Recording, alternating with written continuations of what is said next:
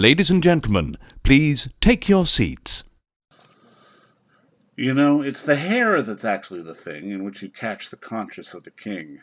And guess what? If you're within the sound of my voice, that must mean you are in the seats with once more. As always, my name is Dave Voigt, and I'm the host of this podcast, where we sit down with a wide-ranging variety of entertainment industry professionals, and we pick their brain about current projects, state of the industry, how they got started, and so very much more in a light and in a conversational fashion. And, you know, if you like how we do things around here, I'm going to go out on a limb and assume that you do, because let's face it, you're listening right now. And if you are, hit that subscribe button.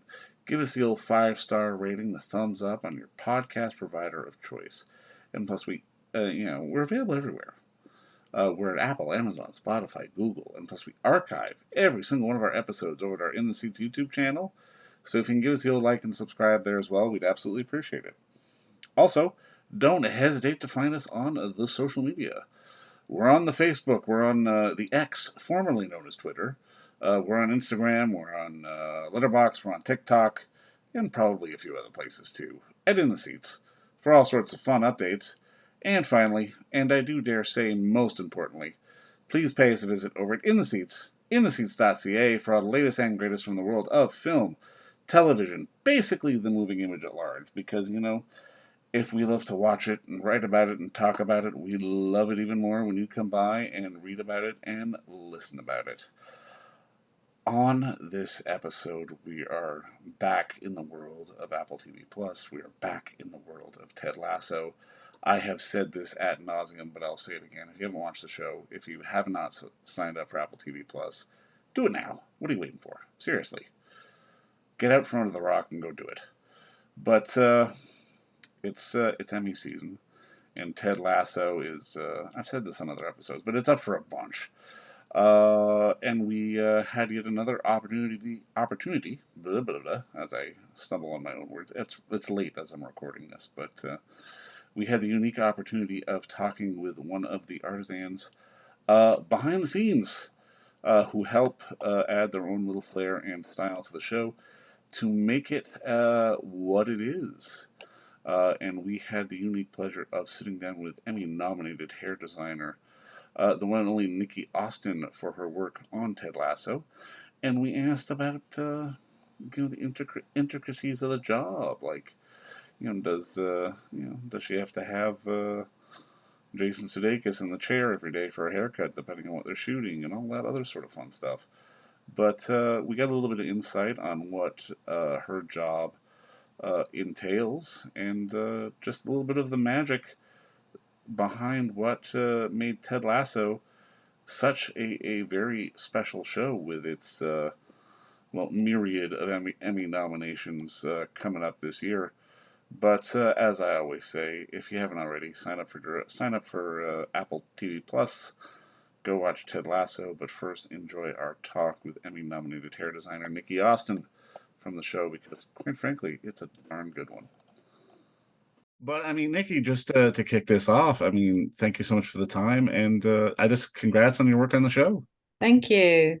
Now, I mean, I guess my first question is, especially when it comes to makeup and hair for television, I mean, even something like, even this show, I can imagine sort of the minutia of it. Like, I mean, do you literally have Jason in your chair sort of every 3 days to sort of make him match? Or like, how do you sort of figure out that line of what you need to do and what's needed for the show? I guess is probably the best way to put it. Yeah, I have Jason in my chair every day sometimes, Oh, really? luckily.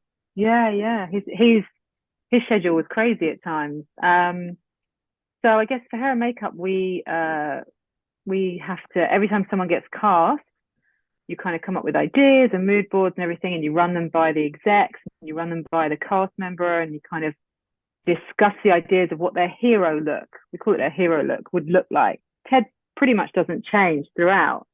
But then you obviously get a script which you break down, and you'll have scenes saying, Ted wakes up in his apartment, in the morning. And then you have to look at a schedule and think, have I got the time? Have I got the space in the schedule to allow his stubble to show a little bit? Things like that, just to help tell the story. And when he wakes up in the morning, men have growth.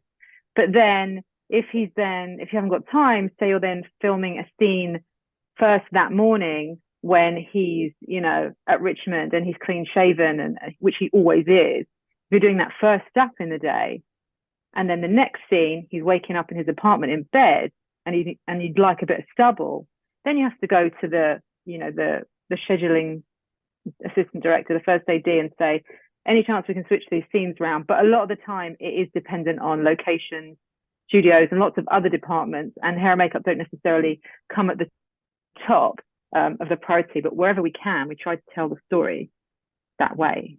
No, I mean, I'd never really thought of it that way, especially with stubble. And I mean, I can imagine, is designing bedhead, I guess, one of sort of the creative challenges that sort of comes in on a day-to-day basis? Yeah, totally. I mean, we when someone wakes up, we don't want them to look like they've got a full face of makeup and perfect hair.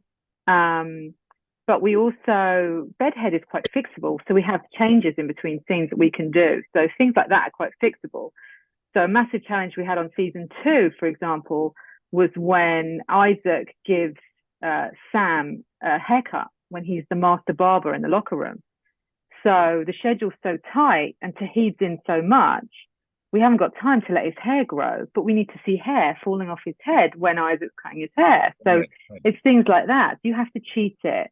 So we had to obviously use fake hair, because he's got a very short skin fade. You have to then get him in the chair for an hour before that scene, stick a load of fake hair so that it works for the scene, because we haven't got a gap in the schedule to let his hair grow for a week.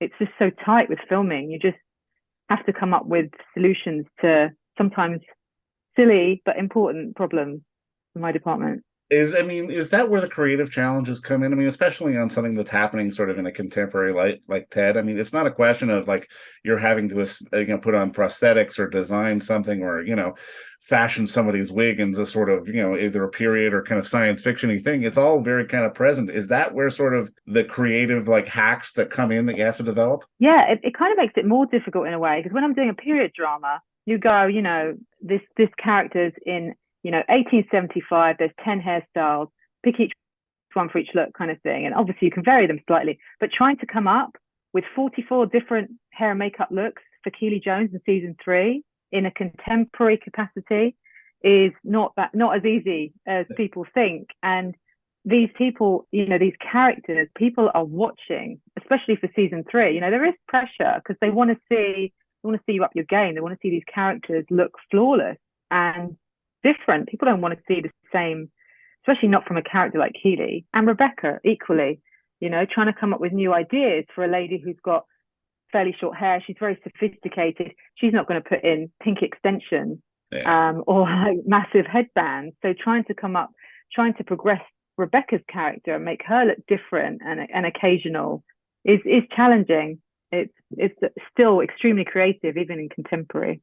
No, on a show like Ted, I'm kind of curious, how early on in the process do you get brought in? Like, are you there sort of in the early days, or is it a question of, okay, this person's good, let's hire them. Okay, now we're shooting. Makeup is often the last one to come in, to be honest. But in the case of Ted, we're fairly organized. I think I was brought in the June. I knew about it in the April, brought in the June, and we didn't shoot till August. So I did have a little bit of time to come in and really think about these characters. I only had the pilot to go off, and I didn't know the entire arc of the story at that point. But it was a really important. It was a really, they're very respectful of our craft, and Jason and Brendan and the guys at Apple and Warner Brothers. They were they really were keen to hear my ideas.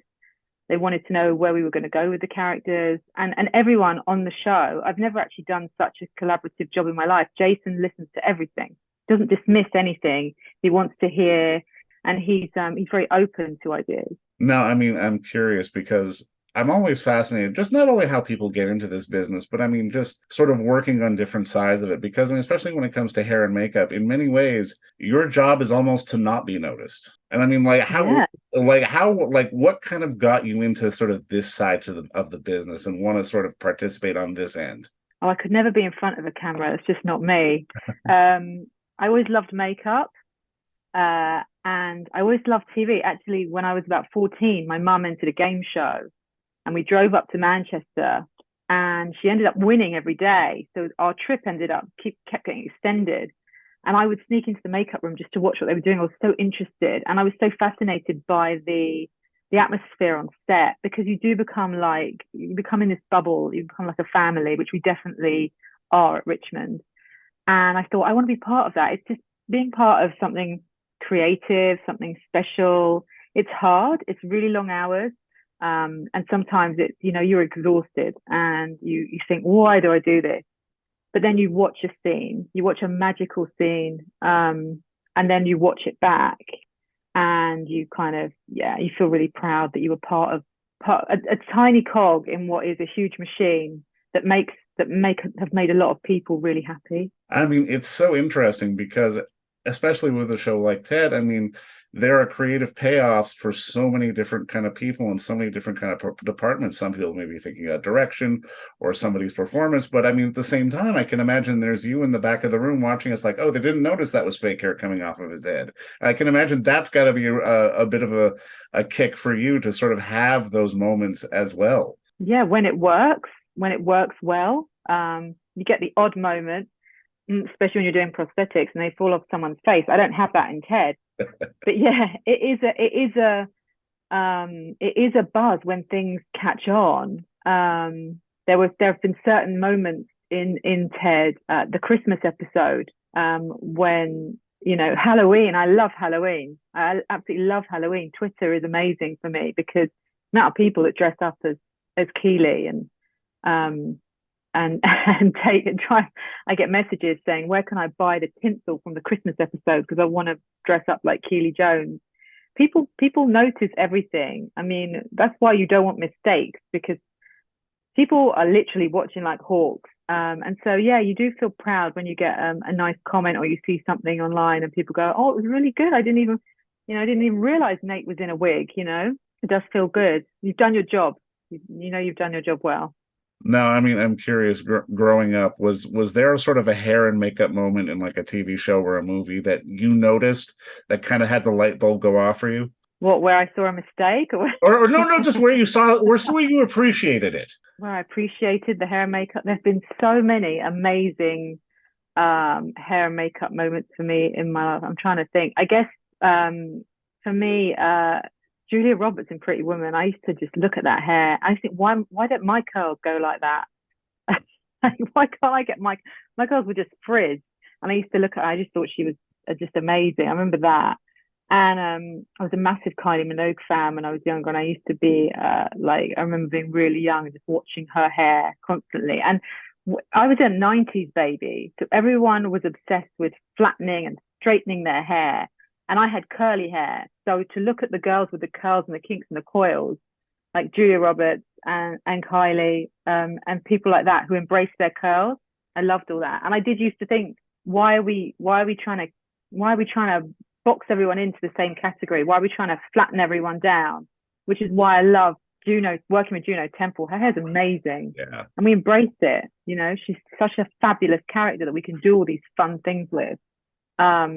And yeah, and any chance I ever get to embrace curls, I will always do, because I was naturally a curly haired girl before it all. Years of straightening from the 90s killed it. Well, I love that you brought up Julia in Pretty Woman, though, because I mean, really, her hair was so integral to her character. And I mean, it really did. It's one of those things where it's these little touches that a lot of audiences don't necessarily appreciate, sort of on initial glance, that add so much to productions like this. But I mean, honestly, Nikki, I mean, just thank you for the good work on Ted. And I mean, thank you so much for the time today. And just, congrats on part of such an iconic run for, this show, which, I mean, everyone I've talked to involved with Ted just has such warm feelings about it, and it's really such a rarity.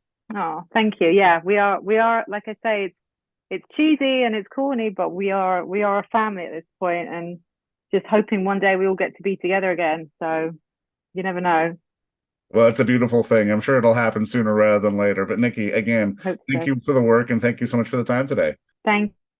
And don't forget to visit our friends over at Bay Street Video for all your DVD, Blu-ray rental, or purchasing needs this summer, as they are still open for curbside and some mailing delivery as well.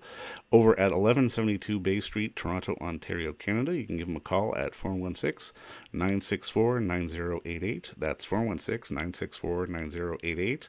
Or send them an email at baystreetvideoto@gmail.com for any of your DVD and Blu-ray needs.